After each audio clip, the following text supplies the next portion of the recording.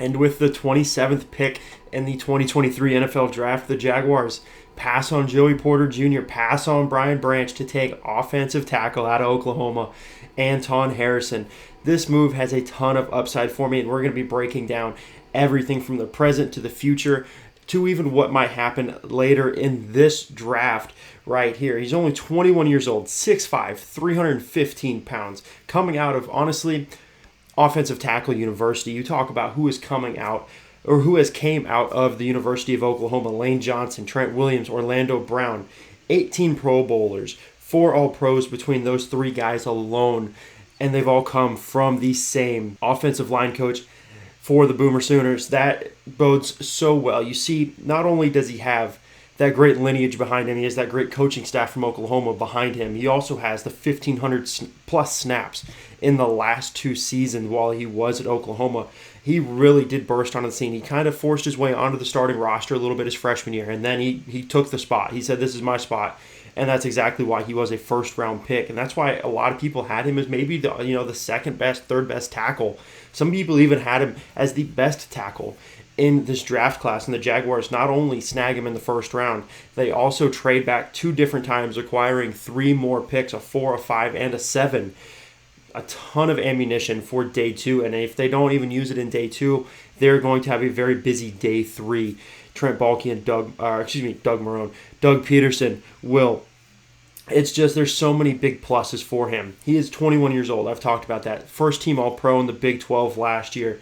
And if the Jaguars want him to play at right tackle, if they want Walker Little to be the left tackle of the future with the Cam Robinson pending situation, do they want Walker Little at left tackle? Great. Now you have your right tackle.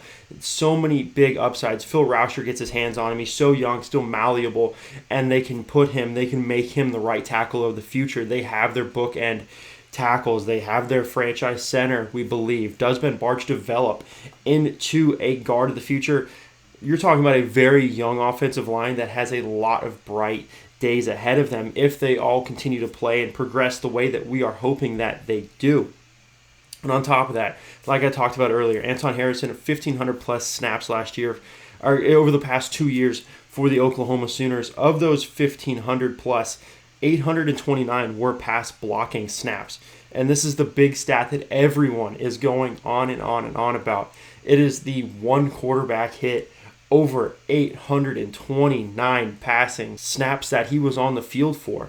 Just incredible numbers. Yes, he had a handful of quarterback hurries, but still, one quarterback hit over 2 years is impressive no matter how you shake it. At the end of the day, any investment in Trevor Lawrence is a good investment. I've said it once. I keep saying it. You get the franchise quarterback. You protect the franchise quarterback. You harass other teams' franchise quarterbacks, and that's exactly what they're doing. They're following a blueprint to a T, and with the uncertainty of Cam Robinson, we don't know what it's going to be. He has a huge cap hit relief in 2024. The Jaguars would save $17 million if they were to move on from Cam Robinson in 2024, opposed to the massive cap hit and the dead cap they would have to eat if he left the team in 2023. Ultimately, this is exactly what I dreamt of. It was just a little bit earlier than it. You get the tackle, you allow him to develop. Unfortunately, due to the Cam Robinson suspension, it looks like he's going to be thrust into a starting role immediately, but at the end of the day, you are getting a premium position in the first round. They're protecting Trevor Lawrence. Ultimately, I do have Walker Little playing on Trevor's blind side, playing the left tackle role, making Anton Harrison the right tackle of the future for the Jaguars. I'm very interested. Where do you guys see Anton Harrison playing in the teal and black? Ultimately, with the situation involving Cam Robinson and his potential PED suspension, we don't know the length of it. I'm sure the Jaguars have heard rumblings of what it might be. They've probably known about it for a while. But at the same time, what happens when Cam Robinson gets back?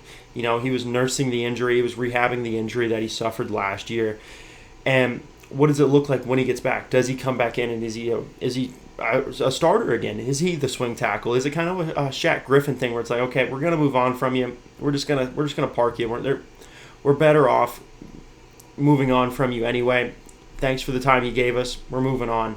I don't think they would do that. I think at the end of the day, you want to have your best 5 linemen on the field in any way that you can get them on the field. And if that means kicking in one of those 3, that means kicking in one of the 3 and getting the best 5 on the field at the same time. But Where does this leave the Jaguars? I was doing a bunch of work saying they need a guard, they need a corner, and they need an edge rusher. Well, they took a tackle. That still leaves the hole of left guard. What do they do there? They have left tackle pretty much shored up, center shored up, and then you have the right guard and the right tackle presumably filled. That leaves the only competition left at left guard. What do they do there? Torrence is still available looking to tonight for day 2. Do they make a move up? Do they go get him and really solidify this Jaguars offensive line? And then they just say, hey, cool, now we have our best 7. We have Little, we have Torrence, we have Fortner, we have Sheriff, we have Harrison, then we have Cam Robinson if he comes back, and then we have Ben Barch, and we have Tyler Shatley. Those are 8 quality offensive linemen that absolutely could be role players on practically any team in the National Football League, and they have 8 of them. You really want to talk about having 7. What do they do with Josh Wells at that point if they do go Torrence early in the second round, if they take a lot of this draft capital that they've acquired, a ton of day 3 picks, and do they apply and move up into day 2 to get some much needed help at certain positions? It's a very, very interesting thing to dive into. And the big thing that I am looking for in this is, can you find replacements for some of these guys that are going to be very, very expensive at the end of this year? The Jaguars have a ton of contracts coming up that are they have players coming up that are going to need new contracts to continue to be Jaguars, or we have players that are going to want new contracts just because it's reached that point in their career where they can start now asking for that renegotiation. Obviously, Trevor Lawrence, that's the big one. Walker Little, what happens if he plays at left tackle and he plays well? The 2021 draft class, it's not a contract year for him, but we are getting very close to it being a contract year for Walker Little. What does that look like? Tyson Campbell, same thing. He really took a big step forward last year. What happens if he takes another one?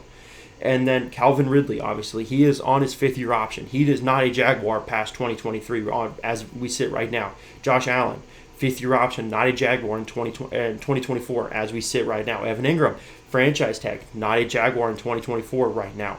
3 guys that are probably, if they make any semblance of a run, are going to be massive role players in that run.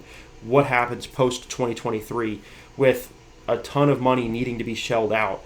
Do they look to this draft to say, we're going to just develop new guys and say, hey, we're going to ride you for the length of the contract, and then we're going to try to do something else with that position because we're just not going to have the money to pay all of these guys that are looking to get paid? Ultimately, this move not only ensures the youth of the offensive line, but it gives them a ton of versatility. And at the offensive line position, I rattled off the 8 names that are good offensive linemen that have played, the ones that have been in Jacksonville that have played meaningful roles at some point in their career, whether they just fill in and they're the stopgap, 6th, 7th linemen that come in and break glass in case of emergency and play well, or they're the rookie that's potentially coming in to be that next role player, that next 6th man, that next 7th, that next starter. Ultimately, I grade the drafting of Anton Harrison an A+ for all of those reasons. It gives him a ton of versatility, and it gives him a ton of cap relief, and an easy answer to Cam Robinson leaving after this year. NFL.com rated it an A. SportingNews.com also rated it an A. The Athletic and CBS Sports gave them a B grade, but then the big one for me was Sports Illustrated saying it was a C+ draft. They cited the fact that they were concerned with his athleticism going up against faster and stronger defensive ends at the next level. Honestly, that's something to be said, but at the same time, Leon Searcy was very vocal about the fact that he liked the pick of Anton Harrison last night following the pick. So I'm going to take Leon's opinion on that. If he likes it, I like it. He is the best right tackle in franchise history, and he is expected to play right tackle for your Jacksonville Jaguars. So I'm very, very excited to see what it looks like, what the rest of the draft looks like, and what we look like as a team, or what the Jaguars look like as a team in 2023. Drop your draft grades down below in the comment section. I'd love to hear it. I'd love to have that conversation with you guys. Thank you so much for watching. Stay safe and go Jaguars. You can't have a newcomer come in and steal the show. Yeah, I just work here.